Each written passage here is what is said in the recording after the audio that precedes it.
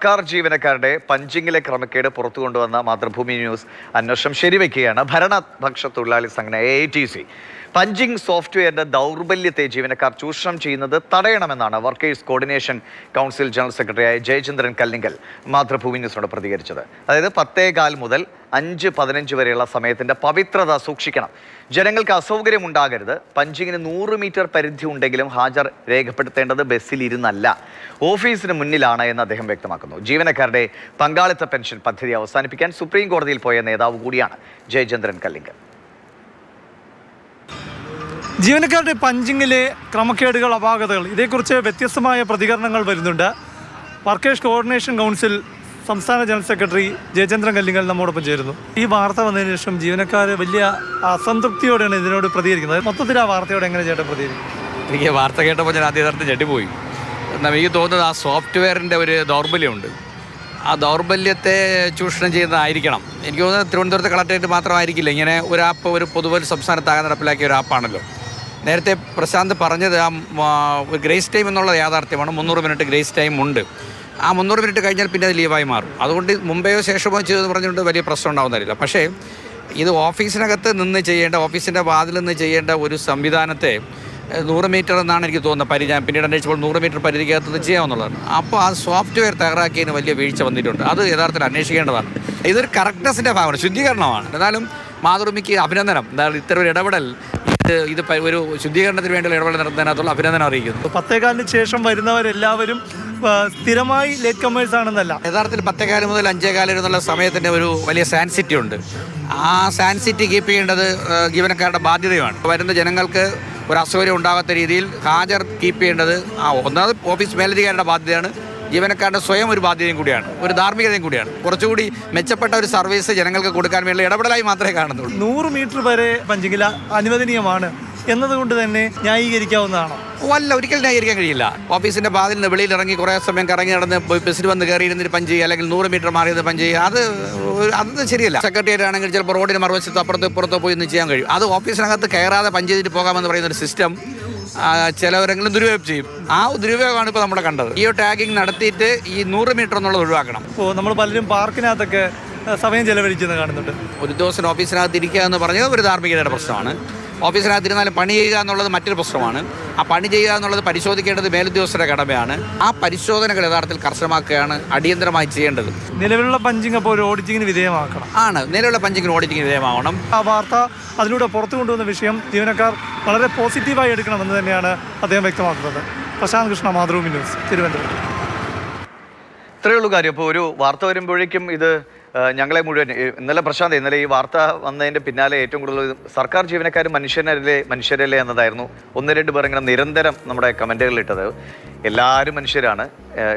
ഇപ്പോൾ നേരത്തെ പറഞ്ഞ പോലെ ഈ ഗ്രേസ് ടൈം എന്ന് ചിലപ്പോൾ മനുഷ്യനാണല്ലോ, ചിലപ്പോൾ എന്തെങ്കിലും ആരോഗ്യ പ്രശ്നങ്ങൾ വരാം, എന്തെങ്കിലും യാത്രയിൽ അസൗകര്യങ്ങൾ വരാം. അപ്പോൾ ചെറിയ വൈകലുകൾ വന്നാൽ അത് ഒന്ന് മാനേജ് ചെയ്യാനുള്ള ഒരു സാവകാശം, അല്ലെങ്കിൽ അതിനുള്ള ഒരു സൗകര്യം ഒരുക്കി കൊടുത്തത് അവർക്കല്ലാത്ത സൗകര്യമാക്കി മാറ്റുക. നേരത്തെ ഇറങ്ങാനും പോകാനും, അല്ലെങ്കിൽ അവനവന് ഇഷ്ടമുള്ള സമയത്ത് വന്നാൽ മതി എന്നൊരു ധാരണയിലേക്ക് ഇത് പോകുന്നതാണ് നാട്ടുകാരിലും പ്രശ്നമുണ്ടാകും. ഇപ്പോൾ ഈ വാർത്ത വന്നതിന് ഈ 5 ദിവസം അവധിയാക്കുന്നതുമായി ബന്ധപ്പെട്ട ചർച്ച വരുമ്പോൾ പൊതുജനങ്ങളുടെ ഇടയിൽ നിന്ന് ഭൂരിഭാഗവും 90-95% പേരും അതിനെതിരെ നിൽക്കുന്നത് എന്തുകൊണ്ടാണ്? അങ്ങനെ വന്നു കഴിഞ്ഞാൽ ഇത് ഉഴപ്പ് കൂടുമോ എന്ന ആളുകളുടെ ആശങ്കയാണ്. ഇത് ഒരു വിഭാഗം മാത്രം ഉണ്ടാക്കുന്ന ഒരു പ്രതീതിയാണ്. ഒരു നന്നായി ആത്മാർത്ഥമായി ജോലി ചെയ്യുന്ന എത്രയോ മനുഷ്യരുണ്ട്. അവരുടെ ആ നല്ല ജോലിക്ക് പോലും ഇത്തരം ചെയ്തികൾ നടത്തുന്നവർ മൂലം അതിനെ ബുദ്ധിമുട്ടുണ്ടാക്കുന്നതാണ് വസ്തുത. ഇപ്പോൾ അദ്ദേഹം AITCയുടെ നേതാവ് പറഞ്ഞ പോലെ ആ ഒരു തിരുത്തലിന് വേണ്ടി തയ്യാറാവുക. കൃത്യമായി നമ്മുടെ സമയം അനുവദിച്ചിരിക്കുന്ന സമയത്ത് ആ കസേരയിൽ ഉണ്ടാവും, ജോലി എടുക്കും എന്ന് ഉറപ്പിച്ചാൽ തീരാവുന്ന പ്രശ്നമേ ഉള്ളൂ. അല്ലാതെ ഈ വിമർശനങ്ങൾ കൊണ്ട് ഇങ്ങനെ ന്യായീകരിച്ച് നിൽക്കേണ്ട ആവശ്യമൊന്നുമില്ല.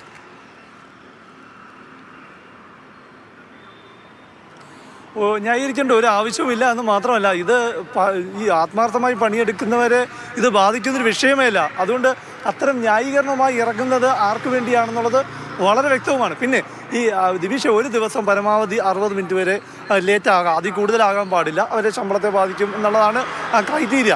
ഇതിനി സ്പാർക്കുമായി ബന്ധിപ്പിച്ച ഇത് ഇവരുടെ ശമ്പളം കട്ട് ചെയ്യുന്നുണ്ടോ എന്നടക്കമുള്ള കാര്യങ്ങളിൽ ഒരു വിശദീകരണം നമുക്ക് എന്തായാലും എടുക്കാൻ സാധിക്കും. അപ്പോൾ പരമാവധി ഒരു മാസം 300 മിനിറ്റ് എന്ന് പറയുമ്പോൾ ആ 300 മിനിറ്റ് ഒരു ജീവനക്കാരൻ കമ്പൽസറി ഉപയോഗിച്ചിരിക്കണമെന്നൊരു സർക്കാർ നിർദ്ദേശമൊന്നുമില്ല.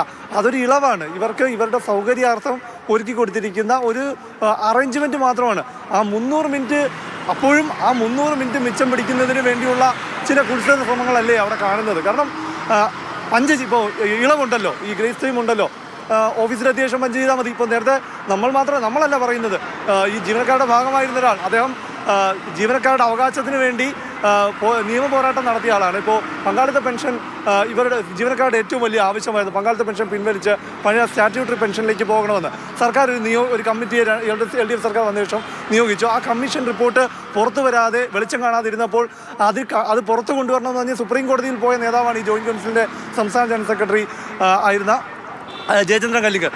അതിൻ്റെ ഫലമായാണ് സുപ്രീം കോടതി നിർദ്ദേശപ്രകാരമാണ് ഈ പങ്കാളിത്ത പെൻഷൻ പിൻവലിക്കൽ റിപ്പോർട്ട് പുറത്തു വരികയും പിന്നീട് പങ്കാളിത്ത പെൻഷൻ പിൻവലിക്കൽ നടത്തുകയും ഇപ്പോൾ പുതിയ പെൻഷൻ സ്കീമിലേക്കൊക്കെ പോയത് അതിൻ്റെ ഭാഗമായാണ്. അപ്പോൾ അത്തരം ജീവനക്കാരുടെ അവകാശത്തെക്കുറിച്ച് വ്യക്തമായി ബോധ്യമുള്ള ഒരാളാണ് ഈ നമ്മുടെ വാർത്തയെക്കുറിച്ച് ഈ പ്രതികരണം നടത്തിയിരിക്കുന്നത്. അപ്പോൾ അതുകൊണ്ട് തന്നെ ഈ ഗ്രേസ് ടൈം എന്നത് ഒരു ഇളവ് മാത്രമാണ്. അതൊരു അവകാശമായി കണ്ട് അതിൽ പിടിച്ച് മാത്രം വാദിക്കുന്നത് എത്രത്തോളം യുക്തിസഹമാണ്. മാത്രമല്ല പൊതുസമൂഹം ഇതെല്ലാം കാണുന്നുണ്ട്. നമ്മൾ ഈ വാർത്ത വരുമ്പോൾ ഈ വാർത്തയുടെ താഴെ വരുന്ന കമൻറ്റുകൾ, സർക്കാർ ജീവനക്കാരുടെ ഭാഗമായിരിക്കുന്ന ചിലർ ഇതിന് വ്യാപകമായി അതിനെതിരായ പ്രതികരണങ്ങൾ നടത്തുമ്പോൾ പൊതുസമൂഹത്തിൻ്റെ ഒരു പ്രതികരണവും അതിൻ്റെ താഴെ വളരെ വ്യക്തമാണ്. ദിവിഷ കണ്ടു കാണും. അതെ, സർക്കാർ ആവശ്യങ്ങൾക്ക് വേണ്ടി അല്ലെങ്കിൽ ഇത്തരം വില്ലേജ് ഓഫീസോ ഏത് ഓഫീസാവട്ടെ, സർക്കാർ ഓഫീസുകളിൽ പോയി ആദ്യ പോക്കിൽ തന്നെ കാര്യങ്ങൾ സാധിച്ചു കിട്ടിയവരുടെ എണ്ണം നോക്കിയാൽ വളരെ വിരളമായിരിക്കും. പിന്നെ നടപടിക്രമങ്ങൾ ചിലപ്പോൾ 1-2 ദിവസമൊക്കെ കയറേണ്ടി വരുമായിരിക്കും. പക്ഷേ അത് പലപ്പോഴും ആളുകളുടെ സാധാരണ ജീവിതത്തെ ബാധിക്കുന്ന വിധത്തിൽ ഒരു കാര്യത്തിന് പോയി ഇനി ഞാൻ ഇതിനില്ല എന്ന് പറയുന്ന വിധത്തിലേക്ക് പലപ്പോഴും സർക്കാർ ഓഫീസിലെ ചിലരുടെയെങ്കിലും സമീപനം പൊതുജനങ്ങളെ കൊണ്ട് എത്തിക്കാറുണ്ട്. അതുകൊണ്ട് തന്നെയാണ് ഇത്തരം വാർത്തകൾ വരുമ്പോൾ പൊതുജനങ്ങളുടെ ഭാഗത്തു നിന്ന് വളരെ രൂക്ഷമായ നിലയിലുള്ള പ്രതികരണങ്ങൾ വരുന്നത്. അപ്പോൾ ഈ പറഞ്ഞത് ഈ ഗ്രേസ് ടൈം എന്നതൊക്കെ ഞങ്ങളുടെ ഒരു അവകാശം എന്ന് കരുതിയല്ല, അത് മനുഷ്യ സഹജമായ പ്രശ്നങ്ങൾ എന്തെങ്കിലും വന്നു കഴിഞ്ഞാൽ അത് പരിഹരിക്കപ്പെടാനുള്ള ഒരു സംവിധാനം മാത്രമാണ് എന്നാണ് മനസ്സിലാക്കേണ്ടത്.